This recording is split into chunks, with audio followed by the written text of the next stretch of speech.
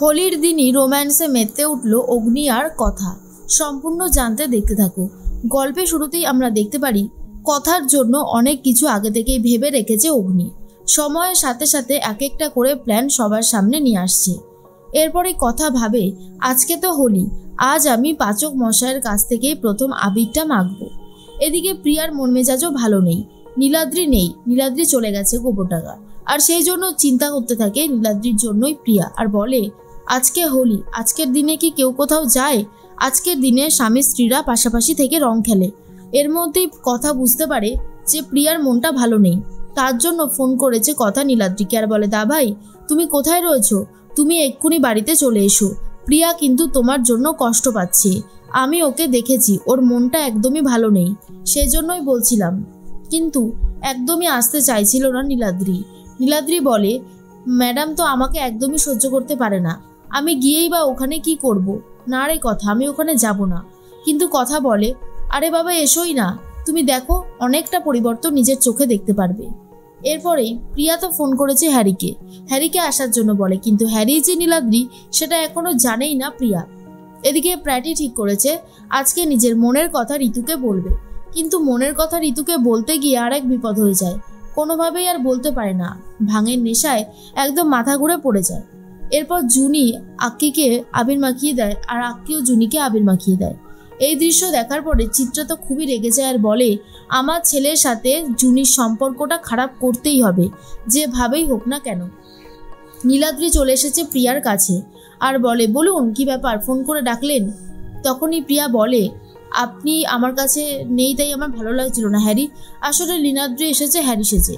এরপরেই প্রিয়া বলে, জানেন তো আমি একটা কথা আপনাকে বলতে চাই, যে আমি আপনাকে ভালোবাসি। হ্যারি এটা শুনে খুব খুশি হলেও নীলাদ্রি এটাকে মেনে নিতে পারে না।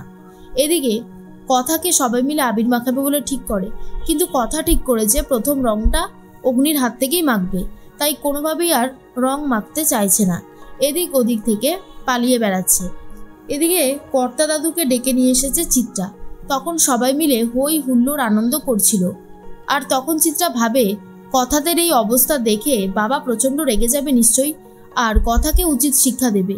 কথাকে একমাত্র বাবাই জব্দ করতে পারবে, অন্য কেউ নয়। সবাই তো ভয়ে চুপ করে রয়েছে। তখনই কর্তা দাদু বলে, বাহ, এই অনুষ্ঠানের জায়গাটা তো অনেক সুন্দর হয়েছে দেখতে, আমার কিন্তু বেশ ভালো লেগেছে। আরে গান বন্ধ হলো কেন? গান চালানো হোক আর হই হুল্লোড় করে নাচা হোক। এরপর সবাই মিলে আবারও নাচ গান শুরু করে দেয়। কর্তা দাদুর এই আমূল পরিবর্তন দেখার পরে অগ্নিও বিশ্বাস করতে পারে না। সবাই মিলে যখন হই হুল্লোড় আনন্দে ব্যস্ত, তখনই ইচ্ছে করে চিত্রা কথার বিজনেসের কথাটা বলে দেয়, কিন্তু সেটাতেও কর্তা দাদুর কোনো আপত্তি থাকে না। কর্তা দাদু সেটাকেও মেনে নিয়েছে, আর এটা দেখার পর তো কথা একেবারেই অবাক হয়ে যায়। সবাই মিলে তো অনেক হই হুল্লোড় আর মজা করছে, তার মধ্যেই অগ্নি আর কথা চলে গেছে নিজেদের ঘরে। অগ্নি তখন বলে, সবাইকে আমি আবির দিয়েছি, একমাত্র তুই বাদে, চল এখন আমি তোকে আবির মাখাবো। তখন কথাও খুব খুশি হয়ে যায়, আর বলে, পাচক মশাই, আমি আপনার হাত থেকে রং মাখবো বলে এখনো কারুর হাত থেকে সেভাবে রঙই মাখিনি, তার জন্যই তো আমি এই ঘরে এলাম। এরপরেই রোম্যান্সে মেতে উঠেছে অগ্নি আর কথা। দুজন মিলে দুজনকে রং মাখাতে শুরু করে। এদিকে বাকিরাও অনেক মজা করতে থাকে, কিন্তু চিত্রা সেটা একদমই ভালো লাগে না। চিত্রা মনে মনে ভাবে কবে এই অগ্নি কথাকে জব্দ করতে পারবে। কিন্তু অগ্নি আর কথা দুজনে যে অনেক ভালো আছে, তাদেরকে যে আলাদা করা যাবেই না, এটা বুঝতেই পারেনি চিত্রা। এদিকে আক্কি আর জুনি ও আবির খেলতে থাকে। প্র্যাটি আছে, ঋতু আছে, সবাই থাকলেও অগ্নি আর কথা নেই বলে অনেকেই মিস করতে থাকে।